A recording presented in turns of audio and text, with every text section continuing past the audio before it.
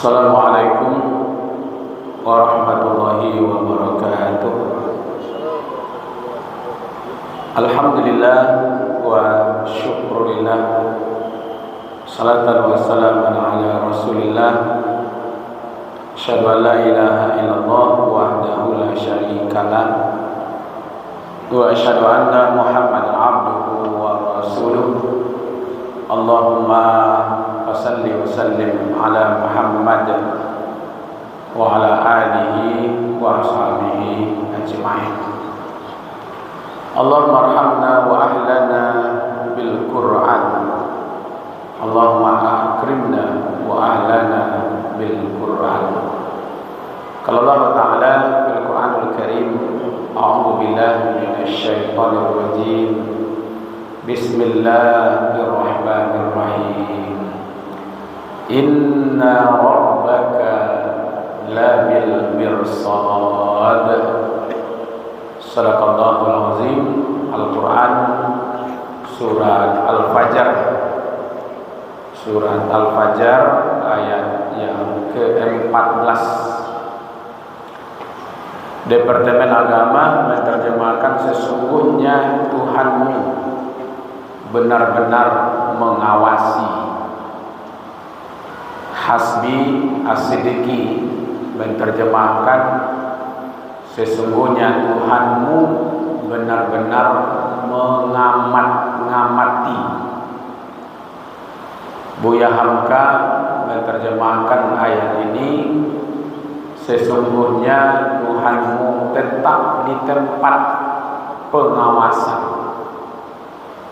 Mahmud Yunus menerjemahkan ayat ini, sesungguhnya Tuhanmu selalu mengintip perbuatanmu. Jadi bagaimana ulama menanamkan rasa berkeyakinan kepada Allah, yaitu dengan menggunakan bahwa Allah mengawasi. Yang kedua, Allah mengamati. Yang ketiga, kita ini semua dalam pengawasan Allah. Yang keempat, ulama menjelaskan Allah itu selalu mengintip. Jadi harus rasa diawasi, rasa dilihat, rasa diamati oleh Allah Subhanahu wa taala. Bapak-bapak, ibu-ibu jemaah asar Masjid Taqwa, puasa Ramadan adalah memunculkan satu rasa, yaitu rasa diawasi, rasa diamati, rasa dilihat oleh Allah. Karena Ramadan itu puasanya tidak ada ciri-ciri khasnya, tidak ada, Pak. Bisa tidak kita membedakan mana orang yang berpuasa, mana yang tidak berpuasa? Itu tidak bisa. Oh, tanda-tanda puasa itu bibir pacah-pacah. Nah, itu sariawan, Bapak. Ya kan? Lidahnya padih. Nah, itu sari langitnya kan, sariawan itu jelangi. Oh, badannya lelah, letih. Banyak orang tidak puasa letih badannya. Ya, justru orang yang puasa itu kadang-kadang segar dia. Maka itu yang tahu antara kita dengan Allah dan malaikat, gitu ya. Jadi yang tahu berpuasa itu kita lah, ya kan. Kemudian malaikat yang selalu mengawasi, dan Allah yang tahu. Jadi setiap gerak-gerik kita, perilaku kita, perbuatan kita, malahan setiap yang terlintas dalam pikiran kita, itu semua di dalam pengawasan Allah Subhanahu wa taala. Jadi rasa diawasi oleh Allah itu bukan hanya di masjid, Pak. Ya. Di masjid ini rasa wajah-wajah masuk surga sih sadar gitu. Tapi ketika di pasar, bagaimana dia berdagang, transaksinya, ya kan?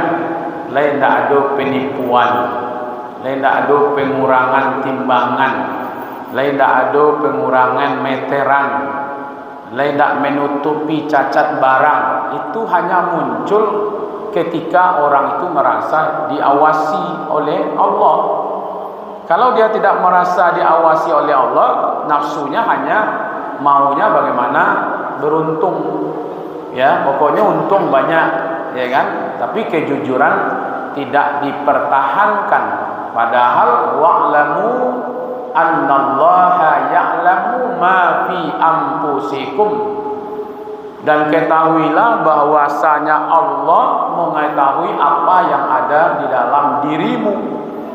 Jangankan yang di luar, yang di dalam saja Allah tahu gitu. Kalau tidak adalah rasa iman, rasa berkeyakinan kepada Allah, ya insya Allah Pak, hari kan siang-siang laga mulai panih hari, dah Pak, tersuangi enggak tadi kan? Nah, besok pas puasa dibawa kumu-kumu sampai kali Pak, mado ke dinding tu, kumu-kumu sampai kali, yang dua keluar, yang dua masukan ke dalam gitu. Insya Allah kan tak ada orang yang cari awak tu, ya kan? Awi lapeh orang tak tahu, tapi tak kita kerjakan Pak. Kenapa? Karena ada rasa gitu, ya kan? Rasa diawasi oleh Allah, ya kan? Jadi bapak-bapak, ibu-ibu yang dimuliakan, semua orang yang akan diselamatkan oleh Allah di akhirat, yang dinaungi, yang dilindungi, itu semuanya orang-orang yang punya keyakinan kepada Allah bahwa Allah mengawasi. Kalau tidak akan dilindungi Pak. Pamannya kita bicara tentang seorang pemimpin yang adil, pamannya. Itu pemimpin itu tidak akan adil kalau dia tidak paham, tidak yakin bahwa ada pertanggungjawaban di akhirat. Rasa berketuhanan itulah yang menyebabkan dia bisa adil. Yang kedua, umpamanya seorang pemuda yang tumbuh dalam beribadah kepada Allah. Pemuda itu merasa dia diawasi oleh Allah. Lahirlah Ashabul Kahfi, ya kan? Walaupun berada dalam gua, di situ ada pertolongan Allah, ya kan? Ada orang anak-anak yang anak muda yang melekat hatinya di masjid, umpamanya. Bagaimana dia bisa hatinya melekat di masjid kalau dia tidak memahami bahwa dia ada bersama Allah, ada keyakinan bahwa Allah bersama dialah, dia terikat hatinya di masjid. Ada orang yang mencintai, ya bertemu karena Allah, ya cintanya karena Allah, berpisahnya juga karena Allah. Kapan dia bertemu karena Allah? Kalau dia tidak paham bahwa Allah bersama dia, maka tidak akan mungkin timbul cinta dan kasih sayang itu karena Allah. Seorang laki-laki yang diajak berzina oleh perempuan cantik, kalau nenek-nenek aja tolak aja lah Pak. Ini laki-laki pemuda diajak berzina oleh wanita cantik, orang lain tidak ada di situ, lalu dia menolak dengan mengatakan saya takut kepada Allah. Apa yang bisa membuat dia menolak? Tapi kalau nenek-nenek tiba aja tolak lah, alah nenek gitu ya. Tapi ini wanita cantik, ya kan, masih muda, laki-lakinya muda, lalu dia mampu menolak, ya kan? Karena apa? Karena dia takut kepada Allah. Kan itu yang dilindungi nanti di akhirat. Ada rasa gitu, ya kan?